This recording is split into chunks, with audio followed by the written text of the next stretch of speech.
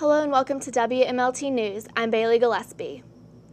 President Barack Obama announced in a televised speech on Monday night that control of the Libyan no-fly zone and further military action would soon be turned over to NATO.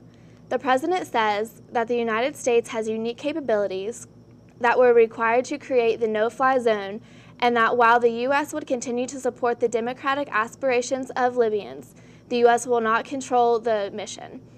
Early Tuesday, Gaddafi's forces pushed back the Libyan rebels into a full retreat after firing tanks and rockets.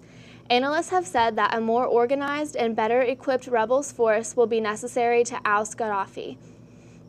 Japan vowed Tuesday to overhaul a nuclear safety standards once its radiation-leaking reactor complex is under control.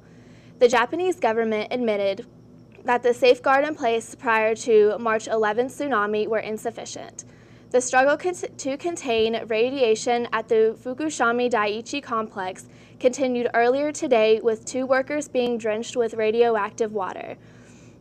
An AP investigation found that Tokyo Power Electric Company officials has dismissed scientific evidence in geological history that indicated a major earthquake or tsunami was far more likely than they believed. Recently, Johnson & Johnson have recalled more than 700,000 bottles and packages of Tylenol and other medicines made at the plant that was closed in April of 2010 in Fort Washington, Pennsylvania. Johnson & Johnson's McNeil Consumer Healthcare Unit recalled one group of Tylenol 8-hour extended-release capsules, almost 35,000 bottles, from retailers. The reason for these recalls have been a musty odor coming from the bottle, which has prompted many more recalls from Johnson & Johnson. In the recall, McNeil said that the company was taking precautions after a review of records found instances where equipment cleaning procedures were insufficient or cleaning was not adequately documented. It was said that it's unlikely to have hurt product quality. Johnson & Johnson have recalled more than 300 million bottles and packages in the past 15 months. This has affected Johnson & Johnson's reputation and pursued its share price and sparked congressional investigations. One of the last silver screen legends has died.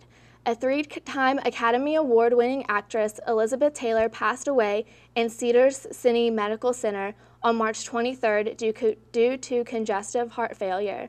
Taylor graced the screen in such classics as A Cat on a Hot Tin Roof and Butterfield 8, a role that earned her one of 2 Best Actress Oscars.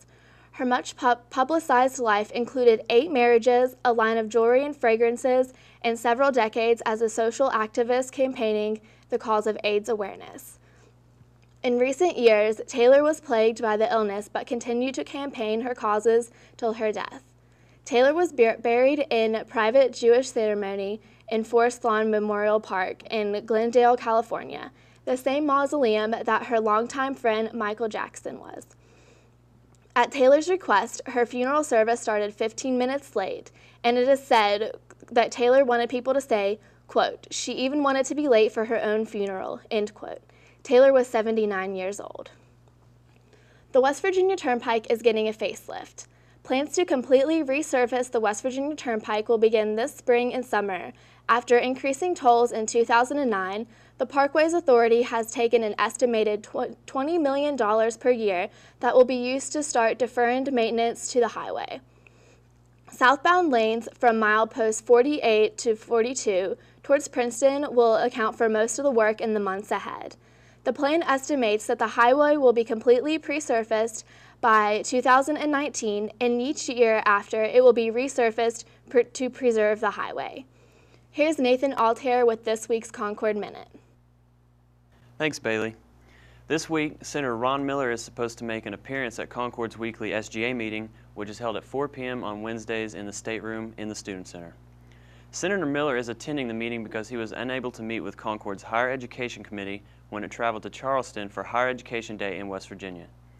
Most colleges and universities in West Virginia sent representatives to Charleston for Higher Education Day in order to discuss concerns and progress in the higher education system. The second annual Spanish Language Film Festival ended last week. The festival's theme was Hopes, Dreams, and Realities. telling the story of Hispanic youth through film. 4 films were shown, including El Laberinto de Fauno, or Pan's Labyrinth, La Niña, The Maid, La Vida Loca, The Crazy Life, and Cativa, Captive. These movies were shown throughout the week and were only shown in Spanish with English subtitles. There is a significant increase in the number of attendees this year, and Professor of Spanish Dr. Matthew Edwards hopes that this trend continues throughout the years. That's all for this week's Concord Minute. Back to you, Bailey.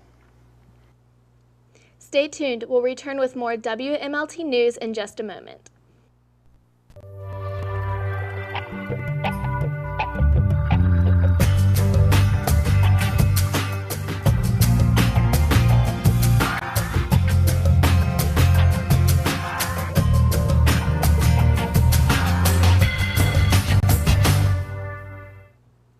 Here's Alicia Evans with Take It or Leave It. Beastly is an eye-catching new film that will catch the interest of viewers who look for romantic dramas. This modern take on the classic story, Beauty and the Beast, features some familiar faces, like High School Musical's Vanessa Hudgens and Mary-Kate Olsen. Alex Pettifer, who plays Kyle Kingston, is an attractive bully who soon learns a lesson. After being stripped of his naturally good looks and lucky lifestyle, Kyle learns that he must find true love in order to be turned back into his normal self. He faces many different challenges, like being kicked out of his house, to losing all that he has in order to discover his true love. This is a must-see film that will intrigue you and bring you a more modern view of the classic Beauty and the Beast film. And if you're looking for a darker movie, then Red Riding Hood is right for you. This Red Riding Hood is a new take on a darker version of the original childhood story. This version is set in a small medieval village of Daggerhorn that has been haunted by a werewolf for decades. That wolf has started killing residents in the village again after many years of taking just animal sacrifices. Amanda Seyfried plays Valerie, who is in a love triangle with her longtime love, the woodcutter Peter, played by Shiloh Fernandez, and is engaged to be married to a wealthy blacksmith's son, Henry, played by Max Irons, in order to pay back her father's debt to Henry's father. In order to marry her love, Valerie plans to run away with Peter until she finds that her sister Lucy has been killed by the wolf. To find out who Valerie ends up with and who the wolf is, head to the movies and find out. That's it for this week's Ticket or Leave It. Back to you at the desk. Here's Shane Burris with sports. Thanks, Bailey. Concord's men's golf team is currently ranked number 1 in the NCAA Division II Atlantic Region poll as voted by a panel of the region's coaches. As defending region champions, the team has high expectations, and after a solid victory in the Concord Invitational on March 19th and 20th, they are off to a good start. The baseball team was able to add 2 more wins to their record this past weekend as they took 2 of 3 games against Salem International. Concord won both games in Saturday's doubleheader but failed to complete the sweep on Sunday as a late rally by Salem put the game out of reach. Overall, it was a high-scoring weekend here at Anderson Field, with the games finishing 12-11, 12-2, and 16-11. The Mountain Lions' record is once again approaching 500 as they are 10-12 and ranked 5th in the WVX South. And the softball team fought out a win against WVU Tech last Wednesday, breaking a 4-game losing streak by winning a close game 6-5 before thunderstorms cut the would-be doubleheader short. 2 days later, they played Kentucky State University in another doubleheader that would be cut short due to weather. This time, however, it was due to snow. The Lady Lions defeated KSU 14-4 in the first game, but as the snow continued to fall, the Thoroughbreds, who had several girls battling upper respiratory problems, decided to forfeit the second game. The girls' overall record is a respectable 11-14, but having dropped all 6 of their conference games, they currently rank dead last in the WVAC. For Concord Sports, I'm Shane Burris, and now we send you to our second installment of the March Madness special segment. Here's Brett Dodrell. Thanks, Shane. It is anything but business as usual in the NCAA tournament this year. Among the many shockers of the tournament thus far, all 4 number 1 seeds have been eliminated. Overall number 1 seed Ohio State made their exit in the Sweet 16 to the SEC champion Kentucky Wildcats, while Duke was eliminated by the other Wildcat team in the field, Arizona. Pittsburgh was put out by the defending national runner-up, the Butler Bulldogs, who then rolled on to victories over the higher-seeded Wisconsin Badgers and Florida Gators. However, the news of the tournament thus far has been the Virginia Commonwealth Rams, who are seeded 11th in the Southwest Regional. Not only are they still alive in the tournament, they had to play a play-in game to even be an official part of the field of 64.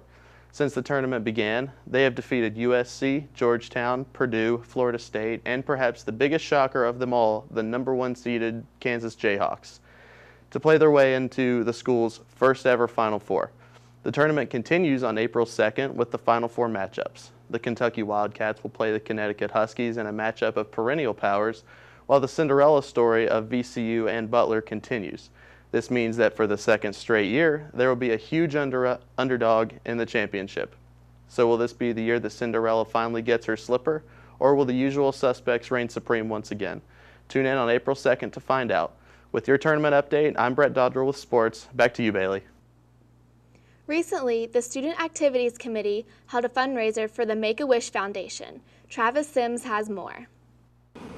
This week, the Student Activities Committee is hosting quite the unconventional fundraiser for Relay for Life. Let's head inside the Student Center to find out what's going on. All right, I am here with Matt Morgan. Matt, won't you tell us a little bit about what's going on here at the Relay for Life fundraiser? What we're doing is all the sports teams committee, we got together and we decided to do a fundraiser for the Make-A-Wish Foundation, and it's called Jail and Bail, and students can pay money to put teachers, coaches, other students, and any other faculty member in jail, so to speak. And how long are they permitted to stay in the jail? They're in the jail until somebody comes and bails them out, or they pay to get themselves out. It's never really a big reward, $5, $10, $15 at the most. A little time in jail to help out a good cause, I think it's worth it. Until next time, I'm Travis Sims reporting for WMLT. Leo's Pub is a tavern that regularly hosts local musicians. Peyton St. Clair has more on this close-to-home tavern. Music is something we all have in common. We listen to music every day. So when's the last time you went and listened to live music? I ventured out to Leo's Pub and More to hear Ben Thornton. The next day, I had time to sit down and talk with Ben about the local music scene.